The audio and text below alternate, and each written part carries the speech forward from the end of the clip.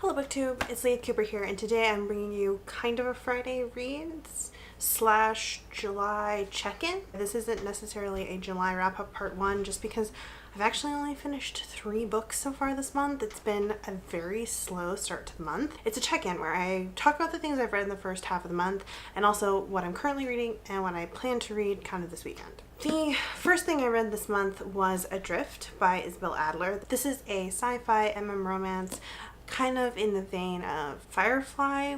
You have a spaceship captain who works as a smuggler, kind of doing odd jobs in a sector of space that's relatively safe, and he takes on a client who's willing to pay him 100,000 credits that he desperately needs, of course, to fix his ship.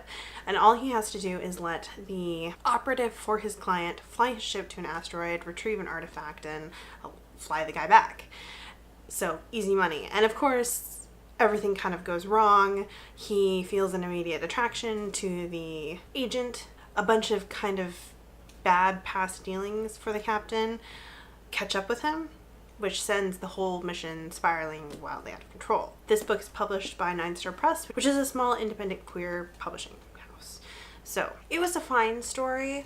I didn't particularly gel with the characters, and so when that happens, I really struggle with the book. So it wasn't really for me. That's all I can say. The next thing I read was Star Wars Rogue Squadron, which is the first book in the Rogue Squadron series by Michael T. Stackpole. This series picks up, I think the quote is 7 years after Yavin and 5 or 6 years after Endor, and it details Wedge Antilles rebuilding Rogue Squadron and going on elite missions for the Alliance as they continue to battle the Empire. This was one of my favorite series as a, junior high student through early high school. I loved them. I ate up tons of Star Wars books, and I've been really wanting to reread them just to see what I think of them now. I think I gave this 3 stars on reread. But my biggest beef with this is that literally any time that Stackpole could shoehorn in a reference to the Death Stars, he did. In fact, he did it in places where it could not have been less appropriate. There's one scene where one of the newly formed squadron's members dies, and they are mourning her, and they're talking about their grief over her death. And one of the other squad members who's still alive is supposed to be the cousin of Biggs Darklighter, which, if you know the original Star Wars movies, Biggs Darklighter was also from Tatooine. He was a friend of Luke Skywalker, and he flew Luke's other wing in the original Death Star trench run. When Wedge had to pull out, he was the one guarding Luke's back and got shot out of the trench by Darth Vader. Okay, it's in the movies. So this kid is supposed to be Biggs' cousin. And instead of talking about their squad member who has just died and who they are supposed to be having grief over, Stackpole writes about 4 to 6 pages of Wedge Antilles waxing poetical about Biggs Darklighter. And that really is a continuing theme in this book. I get that you want to establish your series, which is, based off of a very minor character. Wedge is in all 3 films, but I mean, he has a very small character. That you want to root this series based on that very small character in the source material. But do that once. Don't do it for 75% of the book. The other thing is the dialogue was completely inauthentic in most places because, again, you could see Stackpole working as the puppeteer to monologue at the reader. None of the dialogue was authentic. It was just him monologuing, and it was so annoying. So I'm hoping that trend doesn't persist through the rest of the series. Obviously, I'm going to read a couple more because I own the first 8, I think, and I wanted to reread all of them. I'm just not going to read them back to back because this was a little bit irritating, to be honest. I really hope he gets over the whole monologuing, and I really hope he gets over the callbacks to the fucking Death Star. We get it. Wedge Antilles helped blow up both Death Stars, particularly the second one. I mean, for those of you who aren't ultra nerds, Wedge is the one who was flying with Lando Calrissian when they flew into the second Death Star. Okay, we get it. Anyone reading this is gonna get it. I'm done. So those first 2 books, I think each of them took 6 days to read. So that was a significant portion of the month right there, just trying to get through those 2 books. I just didn't really gel with them, and it kind of slowed down my overall pace.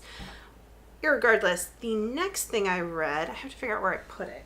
The next thing I read was Crocodile on the Sandbank by Elizabeth Peters. So I saw this series mentioned over on Victoria's channel, and I can't honestly remember what she thought of it. I probably should have looked that up, but irregardless, when she described it, it sounded like kind of fun and quirky and something I might be interested in. So I went ahead and picked it up just to try it. I figured it'd be diverting. It is a historical mystery novel. It's the first in the Amelia Peabody mystery series. It was published in 1973, which is, I'm mentioning for, reasons. I gave this 4 stars because I really liked it, but it is not without flaws. So basically it is about it's about this English woman named Amelia Peabody. Now she's in her 30s. Her father, who actually pretty much her entire adult life kind of taking care of / housekeeping for, has recently died, and he gave her all of his money because she was the child who, took care of him. Oh, and also it's set in the Victorian period. So he gives her all his money. He was like an academic historian, archaeologist, and he was really, really good at making investments, and he left her close to £1 million, if not £1 million. So now she is extremely independent, and she's an extremely independent, know-it-all person. She's used to controlling her father's affairs, and she's very self-possessed. She's 30 and she's unmarried, and she really has no plans on being married ever, and she knows she's kind of, she's too tall, and she's kind of plain, and she's way too independent and opinionated, and also she just cannot be bothered to be saddled with a husband because she kind of is not too impressed with men. She's extremely well educated because her father was extremely educated, and she was left to her own devices with a house full of books, and so she's incredibly smart and in control. Basically, she's a little overbearing. Actually, she's a lot overbearing, but there's something charming in how overbearing she is. I won't lie, she's a little bit terrible, but I love how a little bit terrible she is. So she decides to go to Egypt because she wants to see all these places that she's read about and she's never gotten to see. And, nothing's going to stop her now. So she goes first she goes to Rome, where she meets a young woman who is from a very rich background, but has stumbled upon pretty terrible times because she ran off with a man who ruined her reputation and then left her with nothing in Rome. So Amelia decides to kind of adopt this girl as her traveling companion because her traveling companion, fell through. And so she's like, do you want to go to Egypt? Because I'm going to Egypt and I want to take you to Egypt. And so she takes the girl to Egypt, and there they encounter 2 archaeologist brothers and a mystery with a mummy, and it's a little cheesy, definitely predictable. I knew how it was going to end pretty early on, but it was really entertaining. The eldest archaeologist brother started off totally just abysmal. He was so obnoxious. He was so he was a misogynist, and he was really mean and grouchy and stuff.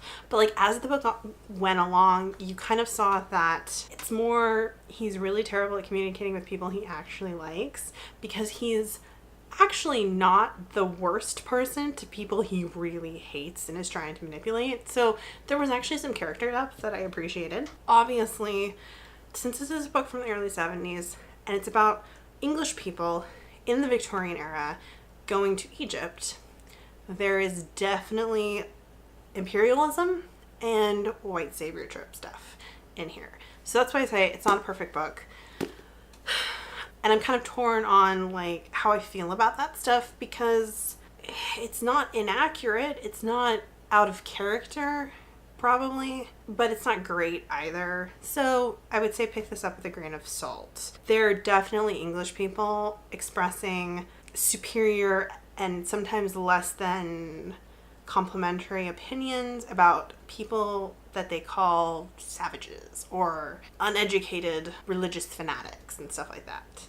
Grain of salt. Anyway, so that's the stuff I've read so far. Like I said, not very much. I think altogether that's not even 1,000 pages. But let's move on real quick to the things that I'm currently reading.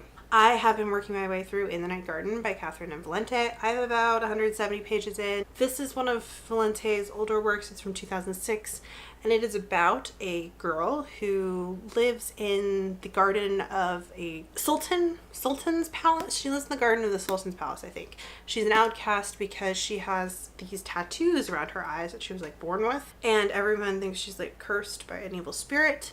She meets one of the younger sons of the sultan, and he decides not to be afraid of her, and he asks her, you know, about the marks, and she's like, it's a story. He's like, oh, well, will you tell me the story? And so it is lots and lots of, here's a good example, lots and lots of vignettes. You can see it starts on this page and the vignette ends here, of story within a story within a story within a story, with so many various fairy tale elements.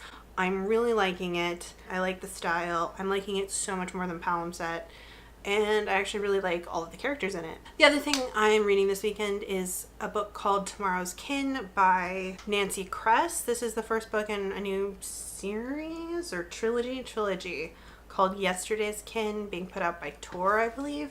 I was approved for an arc of this off NetGalley literally one day before it was released, so I don't have a review yet. I don't have it read yet, but I am working on it, and you can expect a review of it later on in this month, probably. Hopefully within maybe the next week, because I would like to get it out since it came out on the 11th. So it was just a couple days ago. So I'd like to get it out pretty soon. I'm only about a chapter into it, so I can't really tell you what my thoughts are yet. I'm reading that. The other thing I'm going to try to get read, maybe not this weekend, I probably won't get to this until Monday, but it wasn't on my TBR, so I'm going to mention it here, and that is Bone Gap by Laura Ruby. So Anna over at A Case for Books has started a new little series called Anna and Eric's Book Club with Eric from, I think his channel is The Lonesome Reader.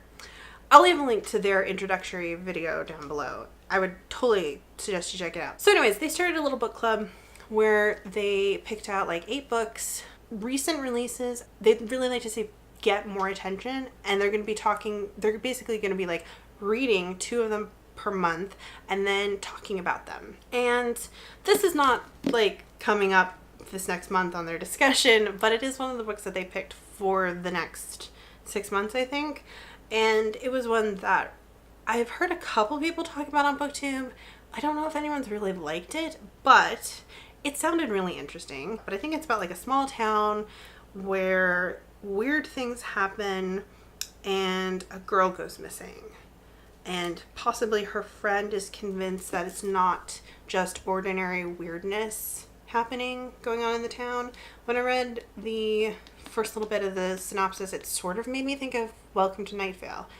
I might be pushing that, but anyways, I figured I'd pick it up because I really like, I said in my TBR, I really did want to have like a YA book to read this month. I was originally going to read The Bone Season. I might still get to that by the end of the month, but I figured I'd give this a go. Plus it's got a honeybee on the cover. Who doesn't love honeybees? So those are the things that I am currently reading, or I hope to get to very soon. And the stuff that I've read so far this month, oh, this video is going to need so much editing. Let me know what you are currently reading, or if you have read any of the books that I talked about here, and I'll see you guys in the next video. Bye.